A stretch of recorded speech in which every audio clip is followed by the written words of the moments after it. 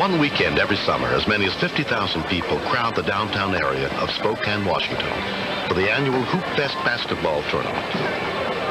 Over the years, spectators have enjoyed lots of excitement on the makeshift courts built on closed city streets, but nothing to compare with the drama that unfolded during a 3-on-3 game played on June 26, 1993, by a team including Stacy Boyd. We had a good team.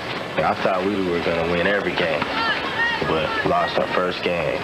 The second game, we knew we had to win, but before I knew it, we was down 2-0. Stacy's cousin and close friend, 23-year-old Robert Martin Jr., was the strongest player on the team. Amy Cook was cheering him on from the sidelines with their 6-month-old daughter, and his father, Robert Sr. Robert was a great player. They were hopeful they were going to win. They came pretty close the year before. He was one of the first people in my life. I love him, and I just didn't want to miss a day of him. Robert wasn't playing good at all. The way I knew he can play, but I thought maybe he just have an off day. I got fouled real hard.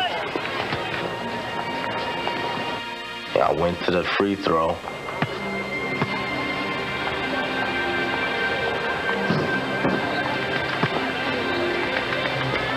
I looked over and my cousin Robert fell. I thought he was joking because he was moving. I thought he was laughing at me because I had missed. Robert, stop playing! Robert, get up, stop playing! 2 or 3 steps, I was out there on the court. Hey, Robert, what's the matter? What's the matter? He could not breathe. His eyes was rolling back in his head. He took maybe 7 hard breaths, like he was really fighting it. And then that was it. I didn't see no more. I thought he died right there. And I thought that my daughter was going to grow up without her dad. I was saying, talk to me. But I was losing my son. No fault. Does anybody know CPR? Kathy Pate, an exercise physiologist, happened to be nearby. Okay, start CPR. I've been certified many years, although I've never had to use CPR on a person in the past. He was past the state of having any type of seizure type of movements. He was just laying there flat out. Robert's sister, Lynette Martin, was also by his side. I was scared and just started having flashbacks of our lives and stuff together. I just couldn't believe it, seeing someone I loved laying there. All I can think is if I lose him, then I'll be losing a brother, a cousin, and like a best friend. He's all 3 of them. I started thinking about pictures that I had of him, and I wished I had more. I told him that I loved him. I figured that even if he didn't hear me, I had to say it. I thought it would be the last time. It came through over our portable radios. 23-year-old man, CPR in progress. It's a real large event. There's a lot of crowds, and there's access problems. Within 6 minutes of Robert's collapse, the first Spokane Fire Rescue units arrived. Meds, including paramedic Cheryl Hart. This is a full cardiac arrest. I remember recognizing that he was such a young person.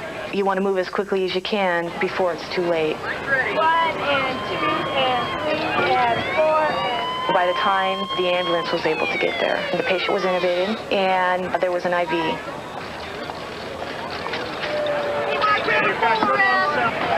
A life back-10 monitor was just put right on him. It showed on the monitor that he was in VFib. VFib is when the heart is quivering and it's not producing any force to move the blood through his body. When they brought out the defibrillator, I thought, he's only 23 years old. This can't be happening to him. Where? Okay, check pulse. No pulse. Continue. He didn't respond at all. And so then they did it again. His heart was able to initiate then a normal sinus rhythm. He's got a pulse. Yeah, he's breathing on his own. Once he's breathing on his own and he's got a heart rate back, then you need to get him to the hospital as soon as you can. 23-year-old Robert Martin Jr. was taken to Sacred Heart Medical Center, where he was examined by cardiologist Robert Notsky. What's your call for your fever? When he arrived in the emergency room, he was actually quite stable. What's his pressure and rhythm? I remember waking up in ER asking about my kids, and I just couldn't believe it. I said, no, it couldn't have happened. Rhythm is still nice. It was stunning to find so young a person have this happen to them, and especially for somebody who doesn't have any evidence of heart disease. Robert's doctors ran a battery of tests to try to determine what had caused his cardiac arrest. He has a very small electrical abnormality inside his heart. So we placed a small box in the heart to recognize when the heart rate is going too fast and create a shock inside the heart to reset it. It feels like a mule has kicked you inside the chest, but he's okay. You think when you're young and, you're in shape and you're in training that nothing like this is going to happen to you, But you never know what's going to happen. You don't know how long you have. Robert's done real good. He do realize now he can't play the sports he have played before. He's beginning to accept that now. Probably half my life is being active, but, I've definitely had to slow it down. 1 year later, Robert returned to play again at Hoopfest '94. I've played volleyball and, I'm playing wheelchair basketball, but I can't overdo it.